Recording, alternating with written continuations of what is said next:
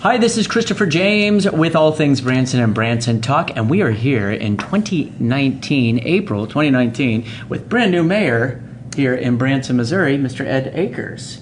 So it's very nice to meet you, sir. Nice to meet you, Christopher. Nice to meet you. Your name keeps coming up all the time. I just interviewed Brad Thomas from Silver Dollar City. I don't know if you've ever been to Silver Dollar City, but he mentioned that you were an employee there. I always like to learn about people's backgrounds a little bit. So why don't you tell us about where did you grow up, first of all? Did you grow up here in Branson?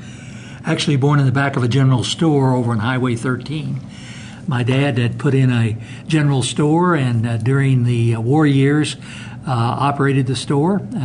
I was born in the back and weighed on the meat scales where they weigh the pork chops. And, Seriously? Seriously. And the Dr. Shoemake was the doc from Reed Spring. About a 3.5-hour buggy ride out. He buggy rid out, and I was trouble from the start. I was a breech birth, and so he was there a long time. And then he told Bessie to take him home, and he went home that night in the middle of the night. So yeah, and a buggy ride. Yeah, war years. The metal was all being used for other things. Really? 1942, and so and plus the roads really weren't all that whippy around Branson area in 1942. So Doc Shoemake came out that way, and he knew that his horse would take him home, so he could rest. Playing it safe, I guess. Yeah. So you were born in the area. Now, growing up, you started working at Silver Dollar City when you were really young, right?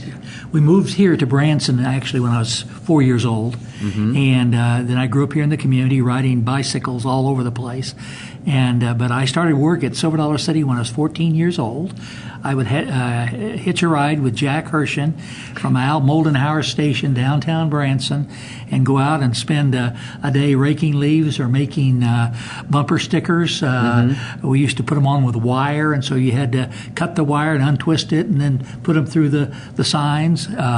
Really good task. When you were 14, like you can't do that now. I don't think it. Can you get a job when you're 14 now? Well, I bet there are kids in town that are 14 and working. Oh, sure. Yeah, especially if their families have businesses and stuff. But so, how long did you work there? Actually, my last paycheck was in May of 1970, and I had grown in the organization and enjoyed working there. I was a cave guide originally, obviously, and then worked in the skits and shows in Silver Dollar City, and got to manage the city when Pete Hershen got married for 2 whole weeks. I was the manager of Silver Dollar City back in 1965. Then in 64, I had managed the Shepherd of the Hills play, and so I had contact with both. I played in the play at nighttime and worked at the city during the day, and grew up out there. So you've done both. You've been on the business side of it, and also you were a performer, you said, in Shepherd of the Hills. And what did you do at Silver Dollar? I'm just curious, as a performer, what... Well, I did all kinds of street shows. A lot of times I was on the microphone, and we'd announce what was happening. The Hatfields and McCoys were having their family feud, and is that still going on? I think they still do bits and pieces of it. Well, I mean, the Hatfield and McCoy, they just really need to just get together and settle it. It's gone on long enough. You'd think maybe. They need a mediator of some kind. So, but I played in the different parts. Dirty Dan Diggins was a show that we did. We had the melodramas down by the lakefront. Had barbershop quartets, sang in the barbershop quartet, and did a little bit of everything. Got into kind of managing people and doing scheduling and stuff, and grew up in the organization. I ended my career. I had gone to work for Mary Hershen in 1967 or 66 as a National Crafts Foundation, which was doing the craft festival in the fall. And in that craft festival, I got to invite craftsmen and travel all over the country, meeting specialty crafts people, silver people, leather people, candle makers, all kinds of crafts. And I enjoyed that greatly. But worked up to that.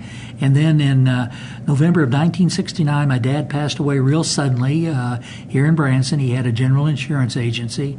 And my brothers and sisters all got together and said, Ed, you'll be the guy. You'd be the logical guy. I'd been made vice president of the corporation. And so I finished up my work in May of 70 and came into Branson and don't regret a day. Oh, well, that's great. But here we are, 2019, and you decided to run for mayor, and you had you had success, obviously. So what made you decide that you wanted to take this on? Because I know from previous conversations, it's not a very high-paying job. And it can be a somewhat stressful job. So you obviously didn't do it for the money. So what made you decide that you wanted to run for mayor? Well, I've had a few people question my sanity. I get it. But my retirement plan wasn't originally the mayor of Branson, but I got involved with our community, and I've seen our community evolve and change. And I have all this background and experience working in the hospital board, the school system, Taney County Planning and Zoning, this background that I wanted to help. And so I decided to run for mayor based on if you were going to go out and hire a mayor, put a job description out there, what you'd want a mayor to have, the experience, that I might have been able to convince a few folks that I had the experience. Right. And it seemed to work. It did work. Yeah. Now, I want to address something from the campaign. I mean, obviously, you were successful in the campaign, but I was surprised at the low numbers of people that actually came out to vote. And I have to admit, we had some people comment on our Facebook pages that it was such a low turnout, given that our city is so much into our patriotism and our rights and our freedoms. I mean, did you find that disappointing? I mean, obviously not disappointing in the fact that you won, but it was a relatively low number of people that turned out to vote. Why do you think that is? I don't know. I actually was hoping for a lot more people to turn out. But you have to realize the people who can vote is pretty limited in the city limits. There are certain areas of the city where there's residential areas, and I've known a lot of people as I've grown up here, and so I feel like I had a lot of support from the local residents that could vote.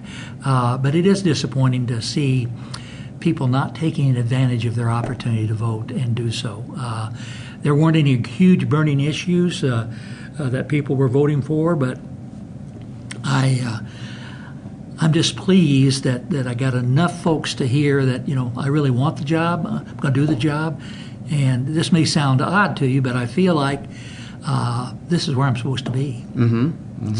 So what are some of the changes you've seen over the years that you're really proud of in Branson? I think in general there's been an attitude of folks coming into the community that want to become part of the community, really get enmeshed in the community.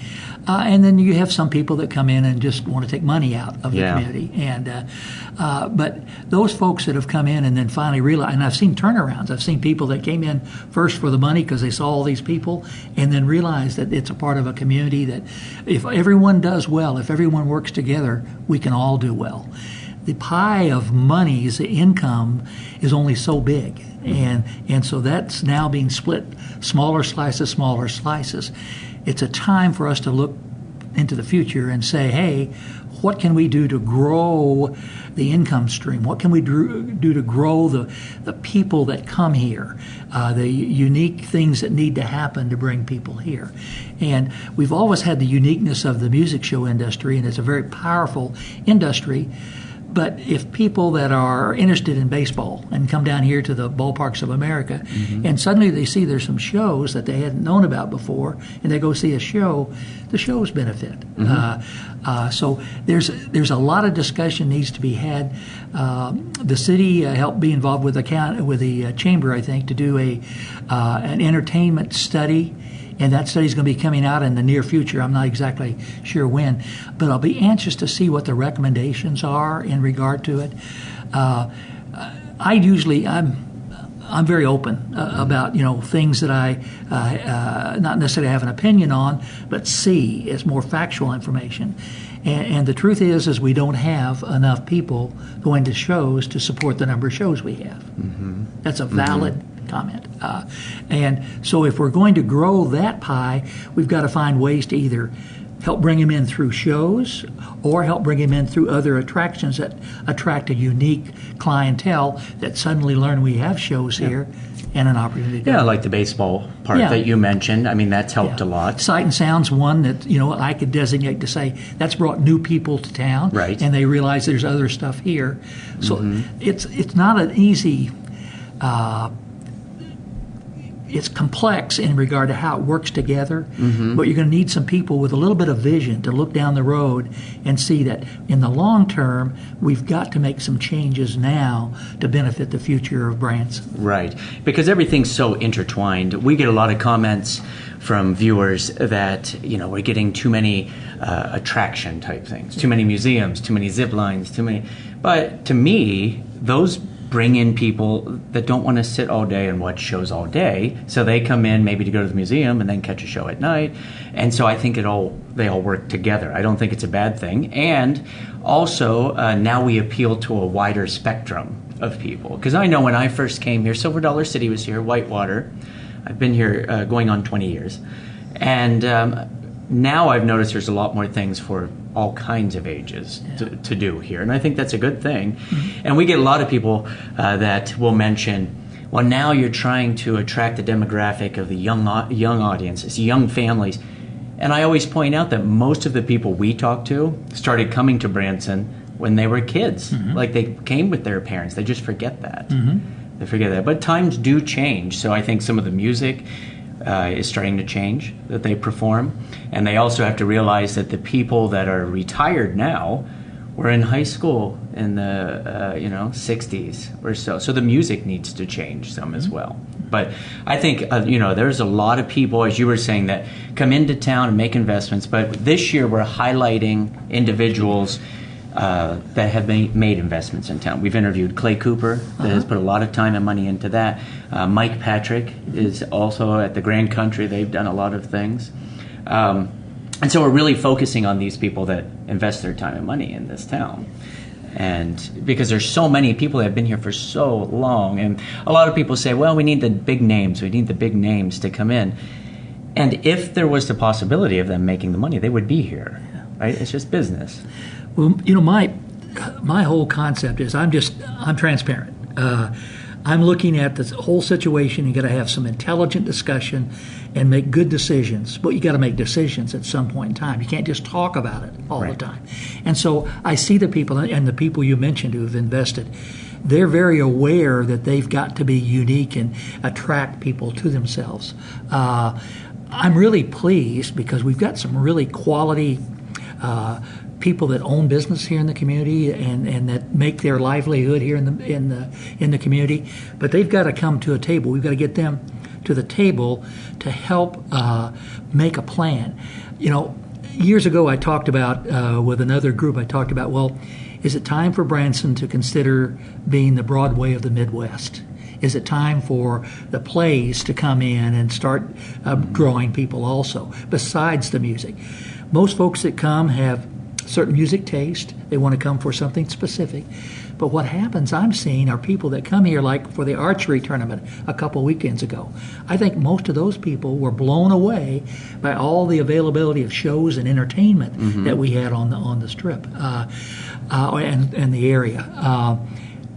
I think it all has to work together. I think there is a good way for it to work together, to recognize that everyone brings something unique to the table and that we just need to make sure and get people here. Right. And once we get people here, then they can learn, and then that word of mouth that used to really be Branson's benefit, they take it home and share about what a great time they had.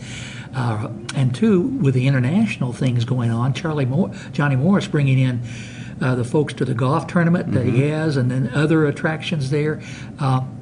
We're seeing a whole new demographic of people coming to the area. And I think there's an area, it's my opinion, and it's an area looking to the future, is that we really haven't pushed retirement here in the area. We've never really said, hey, this is a great place to retire. It's happened because people discovered it on their own and found it. We've got some retirement information at the chamber and so on, but it's never been a focus. That area and a couple other areas that are tied to tourism may be where there's room for a second pie that doesn't slice that bigger pie thinner. It's its own pie and brings additional people. The retirement industry brings capital. People have money because they're retired. It brings in some labor force because a lot of times they want to do something while they're here besides play golf and fish all the time. And for years, the theaters have said the best employees they have are the folks that are retired because they show up on time and they work their time frame and then they do their thing. Sure. So the labor force issues of trying to make sure we have ways of also tying in labor force to bring people, and then the transportation system is the last thing. I saw a need for it 20 years or more ago in planning and zoning, talking about an outer road, much like Kansas City has an outer road that goes around it. Like a bypass sort of thing? Yeah. Well, not really a bypass, but access road. In Kansas City, if you want to go someplace in Kansas City else, you'll take the outer road and then come back into the place you want to go. The same could be true here in the area. Very expensive. Long term, I may never see it in my lifetime, but can you imagine an outer road that would take off to the eastern part of the county where there's land that actually has soil and you can build on, it doesn't have rock, and then Kirbyville area, and then on around toward the airport and Johnny Morris's property, and hook back into the end of the high road now? Right. That access that gives places for people to have residences, be able to get to work by transportation system, and just benefit and grow the whole area.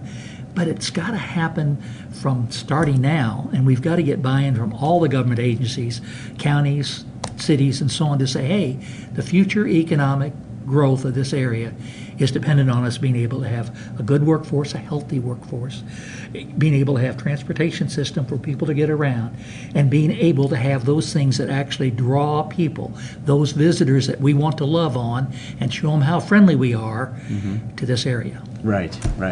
So, okay, all the business stuff aside, we always get that out of the way. Yeah. So what do you like to do here in this town? Do you go to a lot of shows? Do you go out to Silver Dollar very often? We go in binges.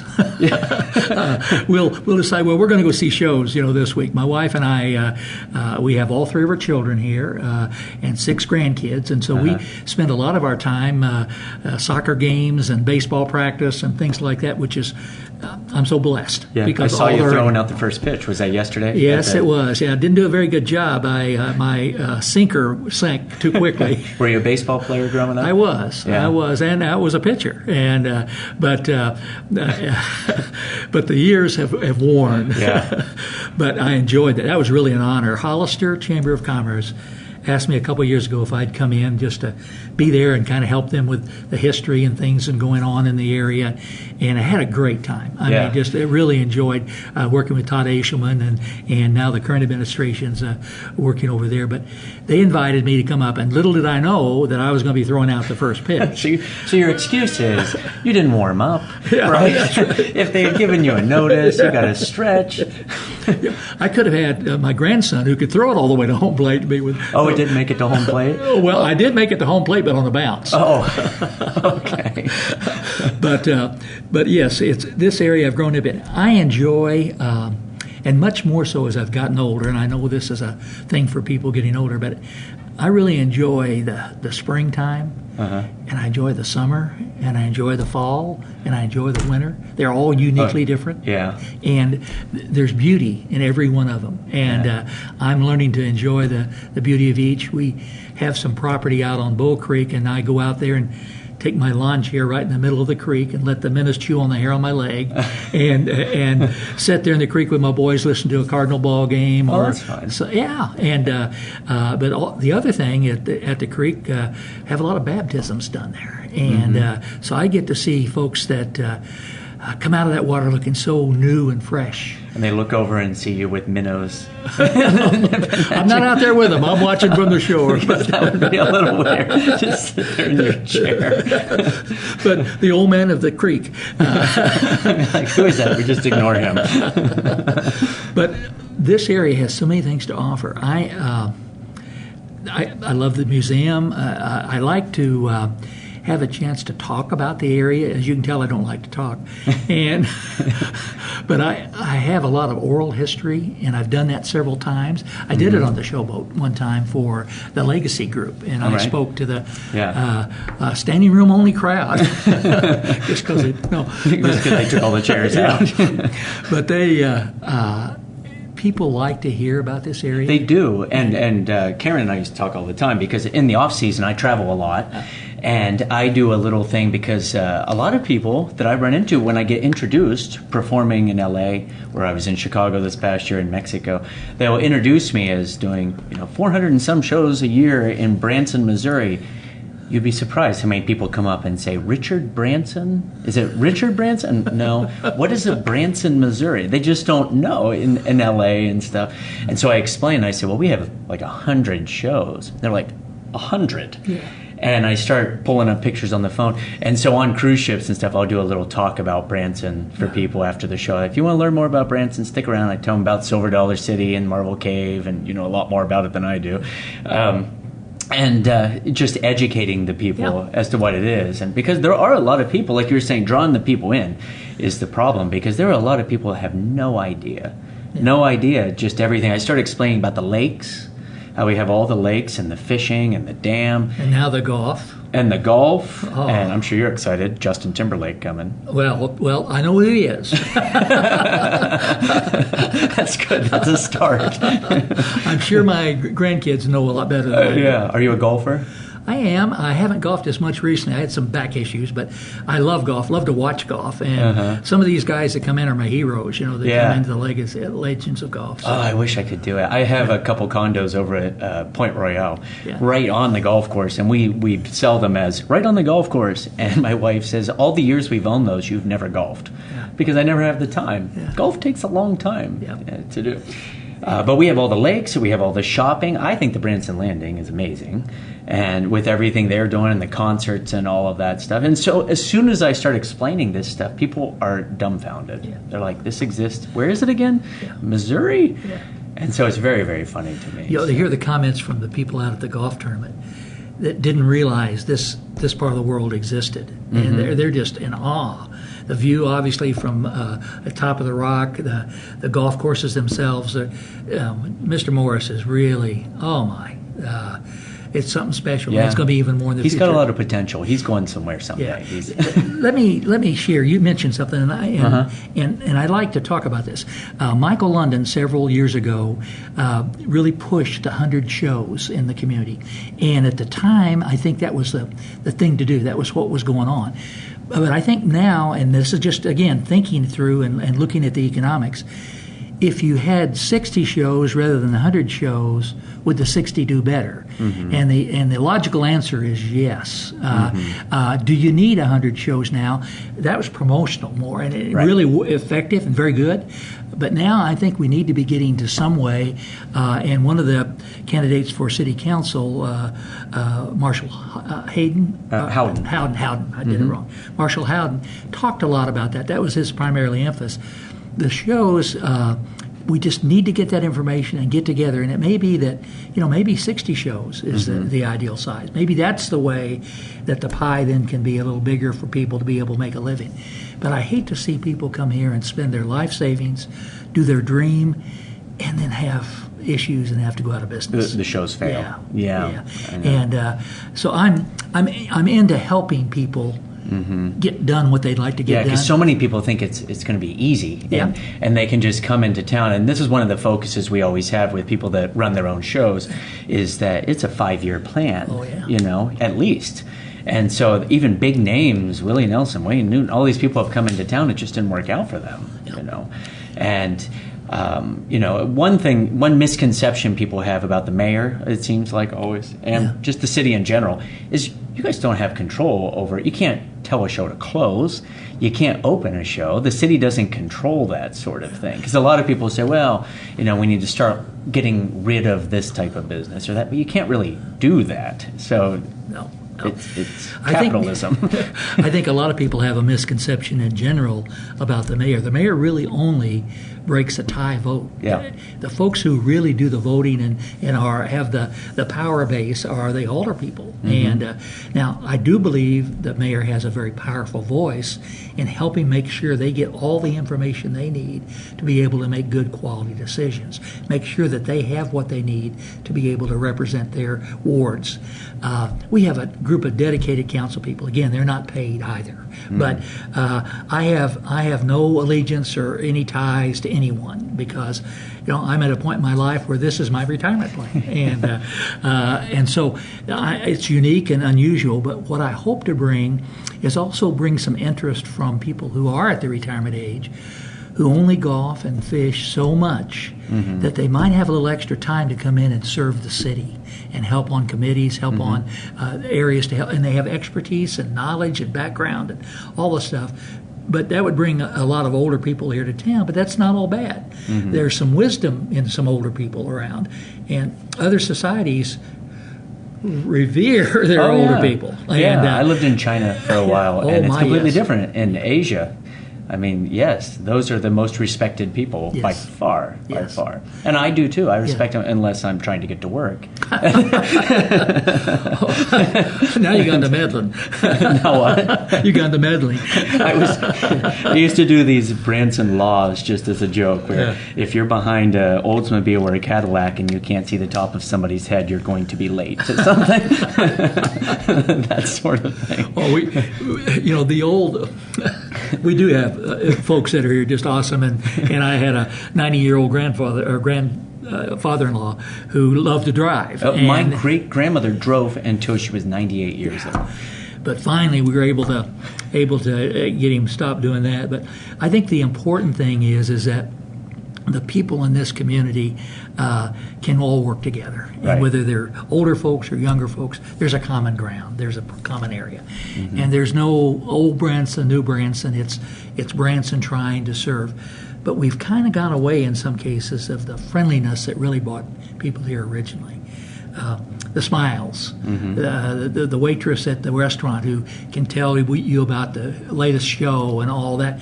There's a lot of things that I think we need to kind of help encourage to bring back. Right. Is educating the workforce about what's available in the community. And again, that's a lot of discussion. It's a great idea, because then you get the word of mouth going. And that's the best.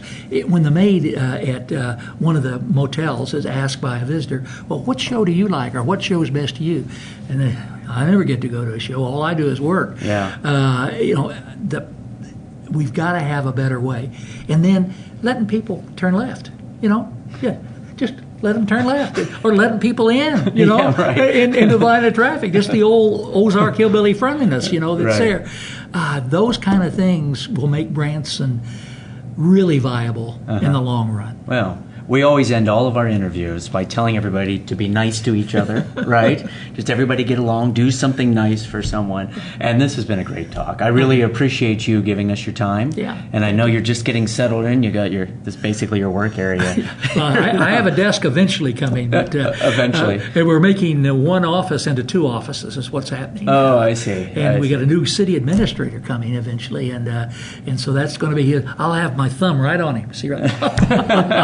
Well, it was great talking to you. It was very nice meeting you.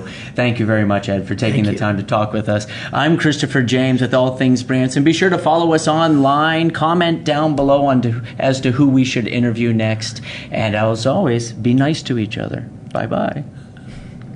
Thank you, Christopher. You betcha. Thank you. That was a lot of fun.